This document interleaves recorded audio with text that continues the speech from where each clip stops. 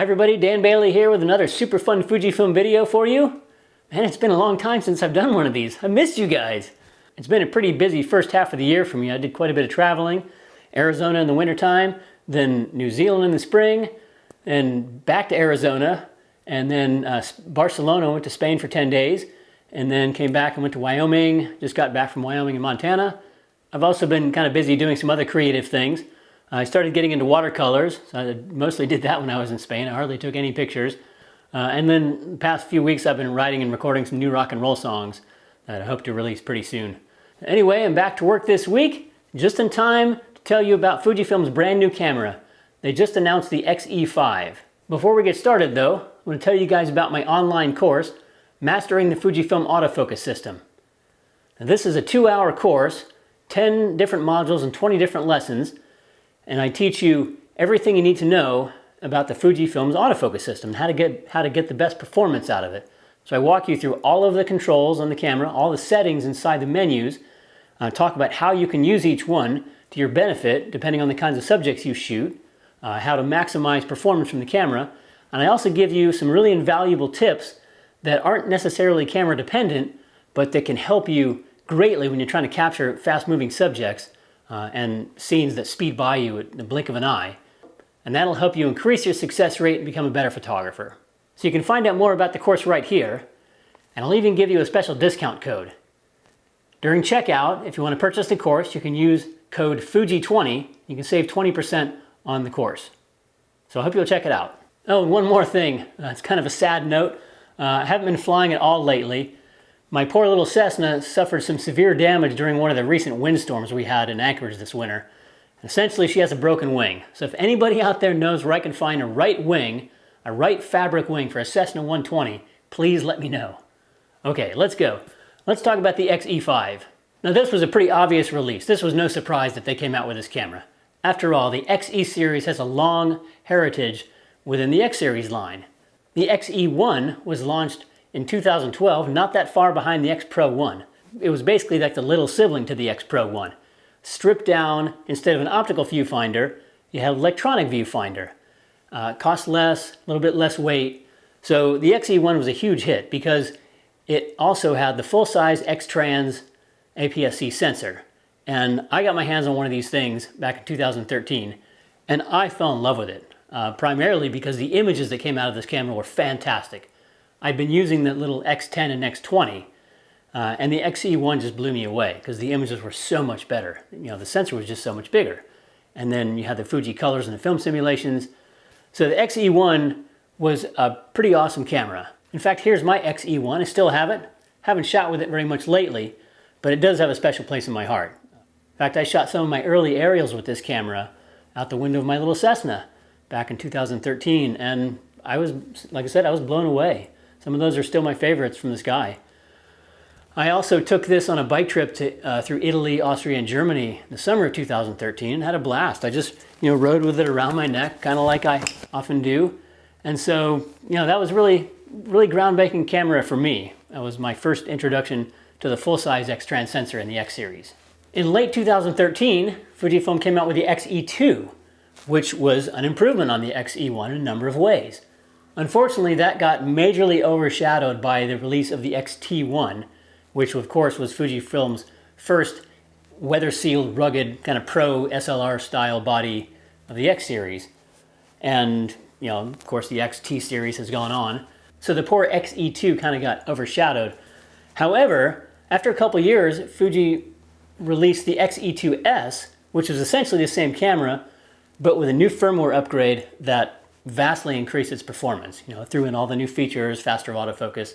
So that showed that they were willing to support their older cameras, and so that was a really cool thing they did. So with the X-E2S, that gave that model another 1.5 years of useful life on top of what it already had before. In the middle of 2017, Fujifilm released the X-E3. And the thing about this one is that instead of the thumb pad, the 4 little thumb pad buttons on the back, they did away with those, which made the camera smaller and lighter, and touchscreen capabilities had improved by then. So, like I said, instead of the buttons, they had swipe gestures that you could do on the touchscreen in place of the buttons. And so I think that was the first X-Series camera to have the capability where you do swipes on the screen to assign function controls. The X-E3 remained in the line for about 3 years. I shot with it for a little while, and I had a lot of fun with it. Since they took away the buttons, the camera itself was really small. It was a tiny little camera, and it was a lot of fun. In 2021, we saw the release of the X-E4, and this continued with that legacy, but it had even more performance, better features, faster autofocus, more film simulations by then. And so the X-E4 was actually a really great camera. And it had a long lifespan. It was 4.5 years until this past week when the X-E5 was finally announced. And as I said, it's no surprise that they did this. Essentially, they're bringing all of those 5th generation features and specifications and technology into the X-E series. So the X-E5 has the same sensor and processor as like the X-T5 and the X-H2. In fact, it has the exact same sensor, the 40 megapixel high resolution HR sensor as those two models. And it has the same processor as all the other X series cameras in the 5th generation. So that gives it all the features and performance specs, faster autofocus, subject detect, 180,000th of a second electronic shutter capabilities, 20 film simulations, including the new Reala Ace, nostalgic neg, and the capability to shoot in 10-bit HEIF format, also 8-bit TIFF format, in addition to your 14-bit RAW and standard JPEG. And it's stabilized. 7 stops of IBIS inside the camera. So yeah, the X-E5 jumps to a whole new level of performance over all the previous models. So let's take a little bit of a dive in and see what's the same and see what's changed about this new model. In terms of body design, it's very, very similar in size to the X-E4. It's just a tiny bit larger and 30 grams heavier, I think, so not very much. Compared to the X-E4, very similar design. First of all, it's an all-metal aluminum construction. The top plate is milled out of one solid piece of metal. And then of course you have those beautiful milled dials. You got your shutter speed dial and your EV exposure compensation dial on the right. And a new addition that you have on the X-E5 is the film simulation dial, a little dial on the left with a little indicator window. You can look down right on the top of the camera and see what film sim you're shooting. So you can scroll through the film sims there, or you can always do it in the menu as well, or assign a function button. But this new film sim dial, which functions the same as the film sim dial on like the X-T50, but looks very different, it's pretty elegant with that little window, allows you to choose your film sim, or it allows you to customize and save up to 3 different film sims with recipes that you create. One funky little addition is the Bluetooth button is on the bottom of the camera. So it cleans up the interface, it's out of the way, but it's there when you need it. It's got a 3-inch LCD screen that'll tilt 3 different ways, including tilting straight up to face you for shooting selfie mode or shooting videos like I'm doing right now. I'm using my X-T4, and so I just flip the screen so it's facing me, and that's how I'm able to shoot these videos, so I can see myself. Hi, Dan. So that's the body. Again, very similar to the X-E4, all metal construction and beautiful milled metal dials and a couple of new additions for just the button layout and the new film sim dial. Now let's talk about some of the new features and the performance specs of the camera. So one addition is a little switch that allows you to go from classic viewfinder mode to surround viewfinder mode. So in classic mode, it looks very much like an SLR. You're looking through your screen, you see the scene, and you have a little display at the bottom like you would have had in an old classic camera that gives you exposure and just the real basic information, your shooting stats, shooting data. When you switch to surround mode, the sides of the frame are slightly grayed out, but they're still visible.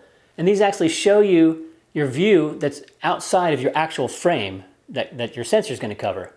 So this allows you to kind of see what's coming into the frame or what's towards the frame, or get an idea of just what's right outside your frame. That can help you plan for a moving subject, or just kind of help you decide what to frame and what not to frame. Or you can choose to just black that out and not see the stuff that's outside of your sensor view. So it's up to you. And again, the little switch on the front of the camera is how you control that back and forth. The X-E5 has a low native ISO setting of 125. And with the X-E4, you can only get that as an extended low ISO, but it's native on the X-E5. As I said, you also have 180,000th of a second max shutter speed with the electronic shutter for capturing extremely fast action or freezing moments that you'd never be able to capture with most other cameras, or even that you would recognize with your eye when you're shooting. So this really opens up some wild creative avenues for you to explore. When it comes to shooting speed, it's very similar to the X-T5. You've got 13 frames a second with the mechanical shutter, up to 20 frames a second with the electronic shutter. And as I said, you also have those new autofocus capabilities. You know, the 5th gen autofocus system is radically upgraded from the 4th generation. You've got subject detection. If you haven't used this feature yet, it's pretty incredible. You can choose between like cars, motorcycles, bicycles, trains, birds and insects and animals. And then you don't have to like move the little joystick around. It'll automatically find those things in the frame and lock on, and no matter where it is in the frame.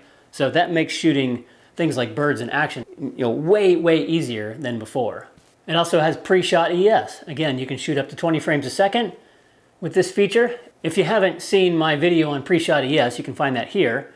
Essentially, pre-shot ES is like Fuji's secret weapon for shooting action. I talk about it quite a bit in my video, my autofocus course as well. Basically, pre-shot ES allows you, it gives you a much greater tool to photograph extremely fast action and quickly evolving scenes. So I use pre-shot ES all the time. And you can actually set your pre-shot ES to a function button to turn it on and off. It does require the electronic shutter. Like I said, it's a secret weapon. If you shoot fast subjects, highly recommended that you use this feature. As I mentioned, 20 film sims on the X-E5. That matches all the other 5th gen cameras. My favorites these days are nostalgic neg. I love classic neg. There's also classic chrome. Basically everything that we've had in addition to the new Reala Ace and nostalgic neg. And so there's no short of creative looks that you can get with your camera, especially when you think about customizing those film sims with your clarity control or your highlight and shadow tone controls or color. And then you could save those to the film sim dial. You've got 3 open slots that you can use to save your customized film sims. Okay, let's talk about video. The X-E5 is no slouch when it comes to video. I mean, exactly the same specs as the X-T5. You've got 6.2K video at 30p, you've got 4K video at 60p, and when you're shooting in full HD, you can put it up to 240 frames a second for extremely fast shooting, which gives you very dynamic slow motion effects.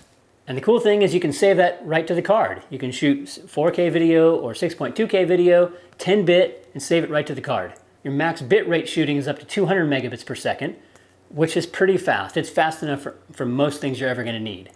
Sure, if you need ultra high bit rates, you're shooting really fast action on a regular basis, that's where you'd want something like the X-H2 or X-H2S, which have higher bit rates. And part of the reason those cameras are so much more powerful in the video realm is because the X-H2 and the X-H2S allow you to record onto the CF Express cards, which are much more powerful and very fast, but they're more expensive. But being able to store 10-bit 4K video or 6.2K video right on your SD card on your X-E5 is pretty powerful. Whether you're a casual shooter or you're doing cinematic work and making movies with your camera, the X-E5 is going to get you through most of the scenes that you'll want to shoot. Obviously, it doesn't have the detachable fan, and the X-E5 uses the smaller 126 battery, the MP126 battery. That's the original X series battery. Not quite as much power. The camera's been optimized in the software to have better performance than ever before, but with these smaller cameras, they decided to save weight and cost by using a smaller battery. Consequently, that means a little bit less video shooting time on a single charge. On the plus side, those smaller batteries are less expensive and they're lighter weight, and so you can buy more and carry them in your bag. Last fall when I was trying out the X-T50, I was really impressed with the battery performance, and it also uses that smaller NP126 battery. The X-E5 also has a USB-C port for charging and an HDMI mini port, so that if you do want to export your movies, you can even shoot RAW video, Fuji's RAW format. You can export that straight to a recording monitor or a computer or something. So yeah, the X-E5 video performance and specs is far advanced from what it used to be in previous models. As I mentioned, the max bit rate for shooting on this camera is 200 megabits per second, but like the XM5, it can also shoot down to 8 megabits per second, which gives you very low file sizes for transferring videos to your phone or tablet for upload to social media. Now, I don't think you can do a vertical video format like you can on the XM5, but you can still shoot high quality video that's very small file size for easy transfer and upload to social media. In addition, the X-E5 also comes compatible with frame I/O camera to cloud right in the camera. You don't need the special attachment thing like you need on the X-H2S. That makes it pretty powerful. So it can be your everything camera. Primarily the X-E5 is designed and kind of marketed as a classic analog style camera that will allow you to immerse yourself in your photography and still imagery. At the same time, it's got incredible video specs, whether you're just a casual shooter or whether you're going to go shoot a job with it. So either way, it's a very capable creative machine. So estimated ship date on the X-E5 is August 28th. It'll either come as a body only, or you can get it with the brand new updated 23mm f2.8 lens, which kind of gives you that classic photojournalism look with your little rangefinder X-E5. So it's a beautiful combination. The lens, I think, adds $200 extra to the body only price. Again, we'll just have to wait for later in the summer for that to come out, but you can always get your pre-order in because you never know, it might show up before then. Whoa, that was a lot of information, and I know I talk really fast. I haven't done this for a while. I'm really excited to be back shooting a video. Hopefully I'll do some more coming up soon. Anyway, thanks so much for watching this video. If you are a Fuji shooter, please check out my best-selling ebook, X Series Unlimited. It shows you everything you need to know in order to get the best performance and have the most fun with your X Series camera. You can find me on social media and Patreon at Dan Bailey Photo. You can check out my other videos, and you can follow my website and blog as well. And again, if anybody has a line on a Cessna 120 wing, please let me know, because I'd love to get that thing back in the sky. So thanks again for watching. Have fun with your Fuji, and I'll see you next time.